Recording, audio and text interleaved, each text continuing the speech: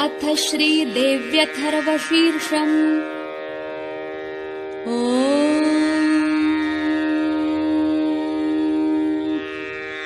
श्रीगणेशाय नमः। ॐ सर्वे वै देवा देवीम् उपतस्थुकासि त्वम् महादेवीति। सा ब्रवीत् अहम् ब्रह्मस्वरूपिणी मत्तः प्रकृतिपुरुषात्मकम् जगत् शून्यम् चाशून्यम् च अहम् आनन्द अनानन्दौ अहम् विज्ञानाविज्ञाने अहम् ब्रह्मा ब्रह्मणि द्वे ब्रह्मणि वेदितव्ये इति चाथर्वणी श्रुतिः। अहम् पञ्चभूतानि अहम् पञ्चतन्मात्राणि अहमखिलम् जगत् वेदोऽहमवेदोऽहम् विद्याहमविद्याहम् अजाहमनजाहम् अधश्चोर्ध्वम् च तिर्यक्चाहम्। अहम् रुद्रेभिर्वसुभिश्चरामि अहमादित्यैर्तविश्वदेवैः अहम् मित्रावरुणो बुभौ बिभर्मि अहमिन्द्राग्नी अहमश्विनाबुभौ अहम् सोमम् त्वष्टारम् पूषणम् भगम् दधामि अहम् विष्णुमुरुक्रमम् ब्रह्माणमुत प्रजापतिम् दधामि अहम् दधामि द्रविणम् हविष्मते सुप्राव्ये यजमानाय सुव्रते अहम् राष्ट्री सङ्गमनी वसूनाम् चिकितुषी प्रथमा यज्ञियानाम् अहम् सुवे पितरमस्य मूर्धन्मम योनिरप्स्वन्तः समुद्रे य एवम् वेद स देवीम् सम्पदमाप्नोति। ते देवा अब्रुवन् नमो देव्यै महादेव्यै शिवायै सततम् नमः। नमः प्रकृत्यै भद्रायै नियता प्रणता स्मताम् तामग्निवर्णाम् तपसा ज्वलन्तीम् वैरोचनीम् कर्मफलेषु दुष्टाम् दुर्गाम् देवीम् शरणम् प्रपद्यामहे असुरान्नाशयित्र्यै ते नमः। देवीम् वाचमजनयन्त देवास्ताम् विश्वरूपाः पशवो वदन्ति सा नो मन्द्रेषु मूर्जन्दुहाना धेनुर्वागस्मानुपसुष्टुतैतु कालरात्रीम् ब्रह्मस्तुताम् वैष्णवीम् स्कन्दमातरम् सरस्वतीमरितिम् दक्षदुहितरम् नमामः पावनाम् शिवाम्। महालक्ष्म्यै च विद्महे सर्वशक्त्यै च धीमहि तन्नो देवी प्रचोदयात्।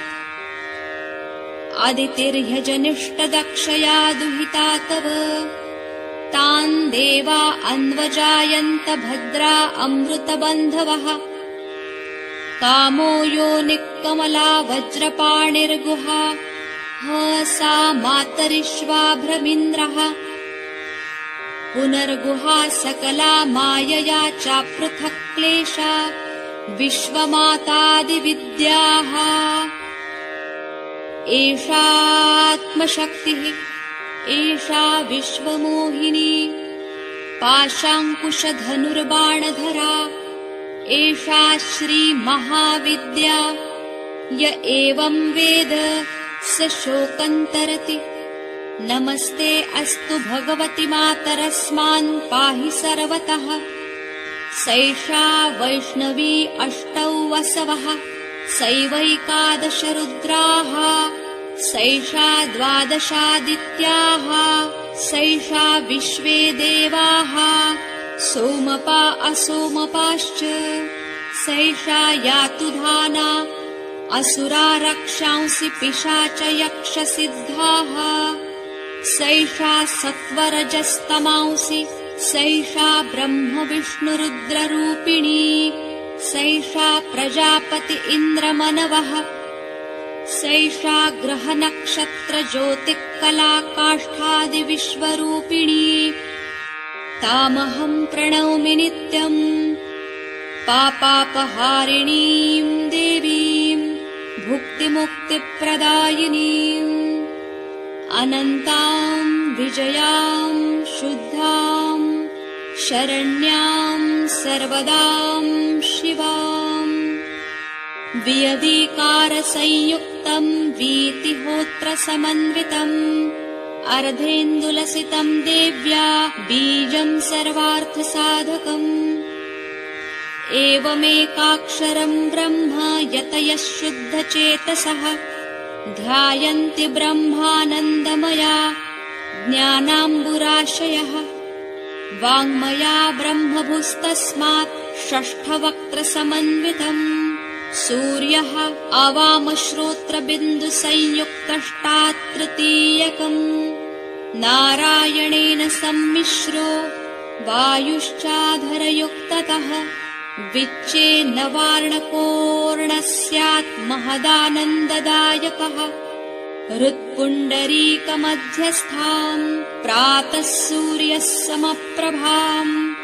पाशाङ्कुशधराम् सौम्याम् वरद अभयहस्तकाम् त्रिनेत्राम् रक्तवसनाम् भक्तकामदुघाम् भजे नमामि त्वाम् महादेवी महाभयविनाशिनि महादारिद्र्यशमनि महाकारुण्यरूपिणि यस्याः स्वरूपम् ब्रह्मादयो न जानन्ति तस्मादुच्यते अज्ञेया यस्या अन्तो न लभ्यते तस्मादुच्यते अनन्ता यस्या लक्ष्यम् नोपलक्ष्यते तस्मादुच्यते अलक्ष्या यस्या जननम् नोपलक्ष्यते तस्मादुच्यते अजा एकैव सर्वत्र वर्तते तस्मादुच्यते एका एकैव विश्वरूपिणी